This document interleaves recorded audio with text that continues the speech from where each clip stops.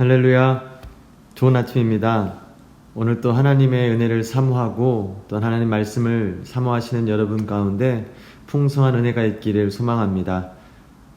오늘 찬송가 435장, 통합 찬송가는 492장, 나의 영원하신 기업을 찬양하시면서 9월 21일 새벽 예배를 시작하겠습니다.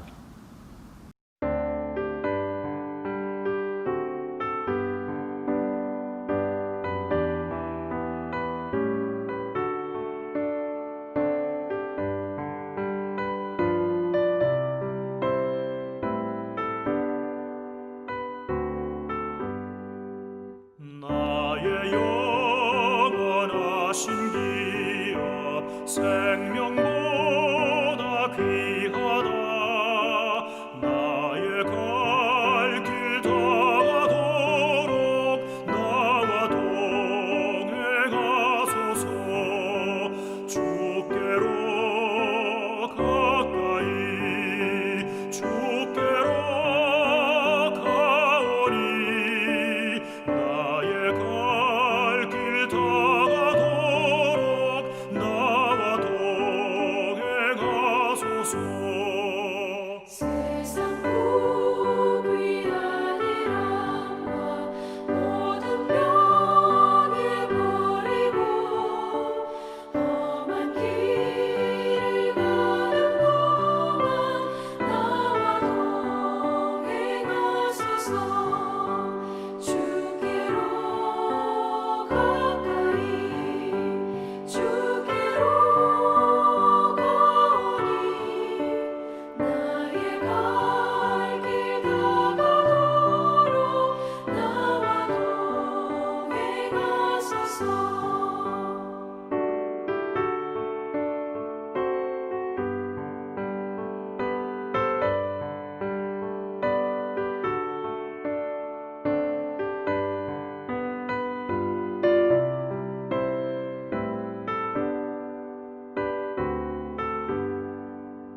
어둠 골짝 지나가며 험한 바다 건너서 천국 문에 이르도록 나와 동행하소서.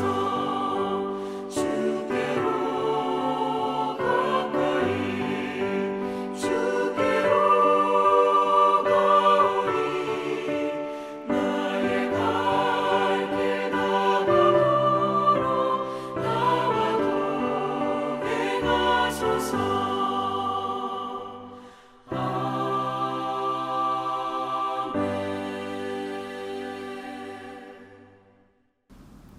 오늘 우리에게 허락하신 하나님의 말씀은 창세기 48장 8절에서 22절까지의 말씀입니다. 이스라엘이 요셉의 아들들을 보고 이르되 이들은 누구냐? 이는 하나님이 여기서 내게 주신 아들들이니이다. 그들을 데리고 내 앞으로 나아오라. 내가 그들에게 축복하리라. 이스라엘의 눈이 나이로 말미암아 어두워서 보지 못하더라. 요셉이 두 아들을 이끌어 아버지 앞으로 나아가니 이스라엘이 그들에게 입맞추고 그들을 안고 요셉에게 이르되 내가 내 얼굴을 보리라고는 생각하지 못하였더니 하나님이 내게 내 자손까지도 보게 하셨도다. 요셉이 아버지의 무릎 사이에서 두 아들을 물러나게 하고 땅에 엎드려 절하고 오른손으로는 에브라임을 이스라엘의 왼손을 향하게 하고 왼손으로는 므낫세를 이스라엘의 오른손을 향하게 하여 이끌어 그에게 가까이 나아가매 이스라엘이 오른손을 펴서 차남 에브라임의 머리에 얹고 왼손을 펴서 므낫세의 머리에 얹으니 므낫세는 장자라도 팔을 엇바꾸어 얹었더라.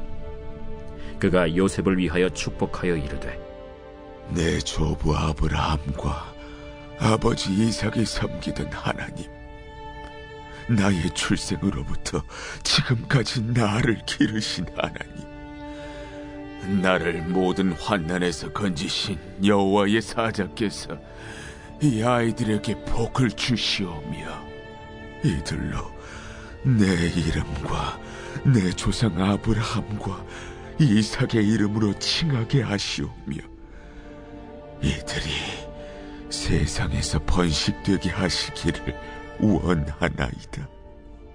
요셉이 그 아버지가 오른손을 에브라임의 머리에 얹은 것을 보고 기뻐하지 아니하여 아버지의 손을 들어 에브라임의 머리에서 므낫세의 머리로 옮기고자 하여 그의 아버지에게 이르되 아버지여, 그리 마옵소서. 이는 장자이니 오른손을 그의 머리에 얹으소서. 그의 아버지가 허락하지 아니하며 이르되 나도 안다. 내 아들아, 나도 안다. 그도 한 족속이 되며 그도 크게 되려니와 그의 아우가 그보다 큰 자가 되고 그의 자손이 여러 민족을 이루리라. 그날에 그들에게 축복하여 이르되 이스라엘이 너로 말미암아 축복하기를 하나님이 내게 에브라임 같고 므낫세 같게 하시리라 하며 에브라임을 므낫세보다 앞세웠더라. 이스라엘이 요셉에게 또 이르되 나는 죽으나 하나님이 너희와 함께 계시사 너희를 인도하여 너희 조상의 땅으로 돌아가게 하시려니와 내가 네게 내 형제보다 세겜 땅을 더 주었나니 이는 내가 내 칼과 활로 아모리 족속의 손에서 빼앗은 것이니라. 사람마다 경험이 다를 수 있겠으나 저는 미국에서 살아가면서 알지 못하는 사람에게 반갑게 인사하는 미국의 문화를 감명 깊게 경험하고 저 또한 그러한 정서를 잘 받아들이고 따라가려고 합니다. 특별히 그들이 인사하는 것 중에 너무나 좋은 인사말은 God bless you입니다. 하나님의 축복을 인사말로 사용하는 미국이 처음에는 신기했지만 지금은 모르는 사람들에게도 짧지만 하나님의 축복을 비는 인사말을 즐기고 있습니다. 하나님께서는 원수였던 우리를 당신의 자녀로 삼아주시고 넘치는 축복을 하셨습니다. 그리고 그 축복으로 다른 이들을 축복할 수 있는 권한까지 주셨습니다. 하나님의 원리는 받을 때보다 나눌 때 더 커지듯이 축복 또한 받을 때가 아니라 베풀고 나눌 때 하나님의 축복을 제대로 경험하게 됩니다. 그렇다면 성경은 우리에게 축복을 어떻게 나누고 어떠한 축복을 나누라고 하는지 오늘의 말씀을 통해 살펴보도록 하겠습니다. 오늘 본문은 하나님께서 이스라엘이라 이름을 바꿔주신 야곱, 그리고 다시 제한 사랑하는 아들 요셉, 또한 요셉이 애굽 땅에서 갖게 된 두 아들 므낫세와 에브라임이 나오게 됩니다. 야곱과 그의 가족들은 극심한 기근 가운데 이전에 죽은 줄 알았던 아들 요셉으로 인해 애굽 땅에 내려와서 잘 정착하여 그 땅에서 생육하고 번성하는 축복을 누렸습니다. 그렇게 어느덧 시간이 지나고 야곱이 나이가 들어 병이 들게 되었습니다. 이 소식을 전해 들은 요셉은 바쁜 일정을 뒤로 한 채 자신이 애굽에서 얻은 두 아들 므낫세와 에브라임을 데리고 자신의 아버지 야곱의 병문안을 하게 됩니다. 이 상황은 야곱이 자신의 12아들을 축복하기 전에 요셉의 자녀들을 축복하는 장면입니다. 이 장면은 야곱이 특별히 사랑했던 요셉, 더군다나 죽은 줄 알았던 그 아들이 살아왔고 그 아들 덕분에 야곱의 온 가족이 풍족하게 살아가고 있었기에 요셉의 자녀들을 축복하는 것이 자연스럽게 여겨질 수도 있습니다.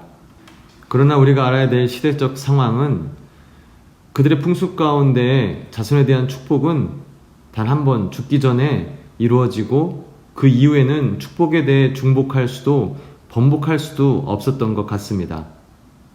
이것에 대한 내용은 오래전 야곱의 아버지 이삭이 자신의 아내와 야곱에게 속아서 차남이었던 야곱에게 장자권의 축복을 빌고 정작 장자였던 에서에겐 남은 축복만을 빌어준 것으로 알 수 있습니다. 또한 고대 근동 시대의 문화는 장남이 장자권을 받는 것이 의례적이었습니다. 그런 문화에 요셉의 자녀가 땅에 대한 장자권의 축복을 받게 되는 것은 정상적인 모습이 아니었습니다. 그러나 성경 역대상에 보면 요셉이 르우벤을 대신하여 장자권을 받는 이유를 분명하게 기록하고 있습니다.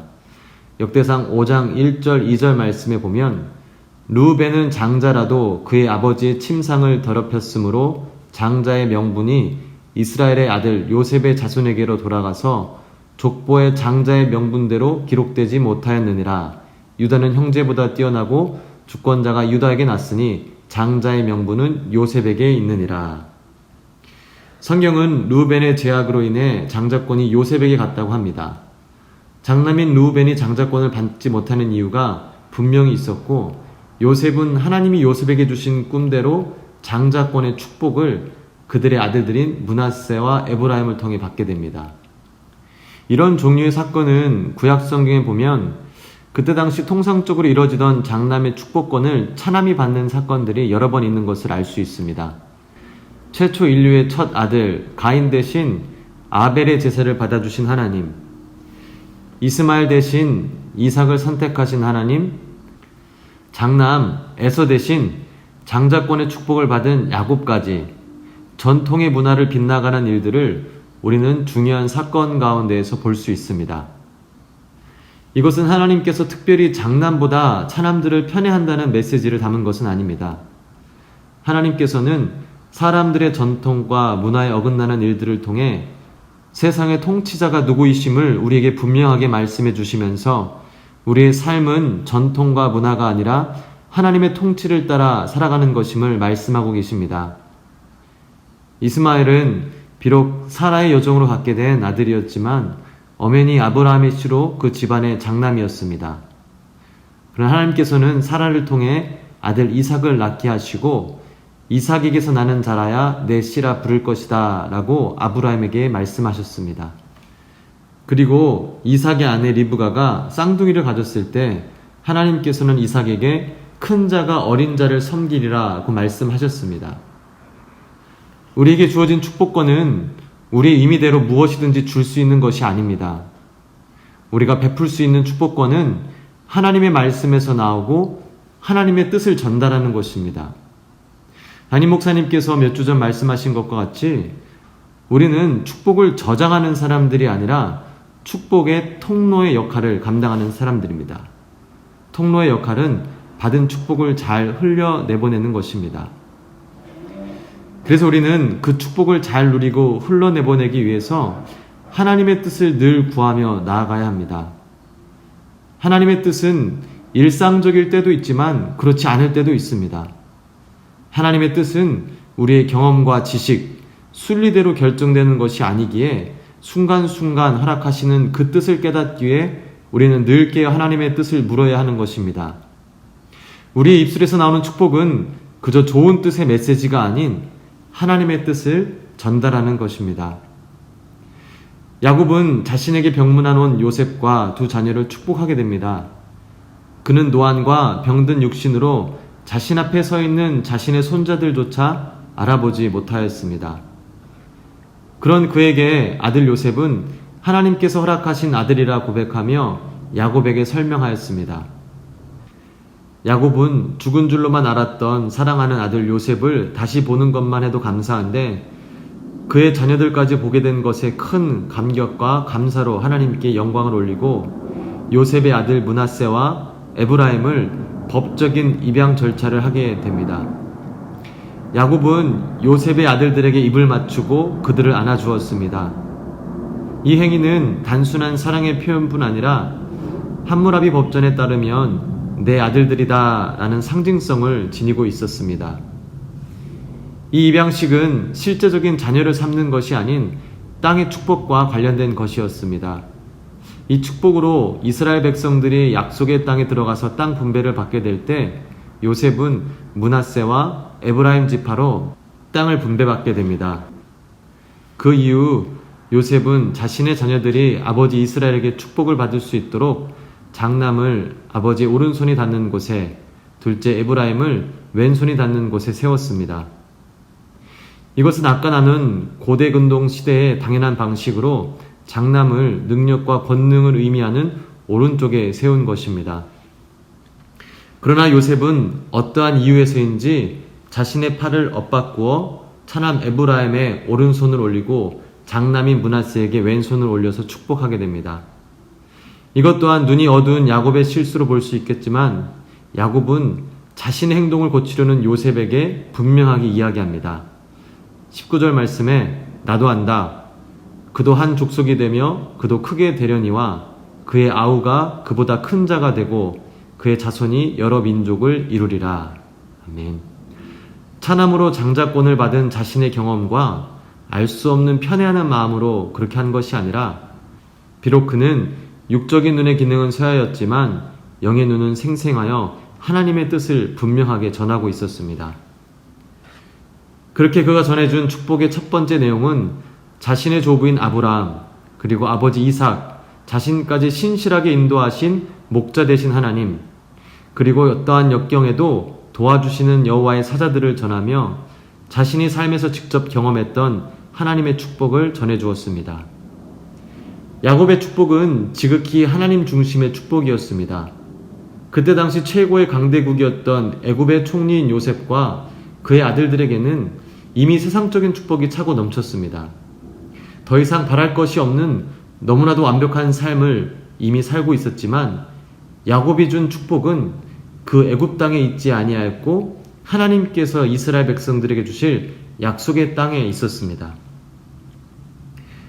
우리가 축복을 생각하고 이야기할 때 가장 큰 축복은 하늘에 있고 천국에 있다는 것은 너무나도 당연하게 알고 있습니다. 그러나 우리는 이상하리만큼 자연스럽게 이 땅에서의 풍요로움과 성공에 집착을 하며 살아갑니다. 야곱이 허락한 축복은 목자 되시는 하나님, 우리의 삶을 이끄시는 하나님을 순종하는 것이 축복이고 또한 어려움과 공경에 처하지 않는 것이 축복이 아니라 어려움과 고난 가운데서도 우리를 도우시는 하나님의 사자들을 신뢰하는 것이 축복이라고 합니다.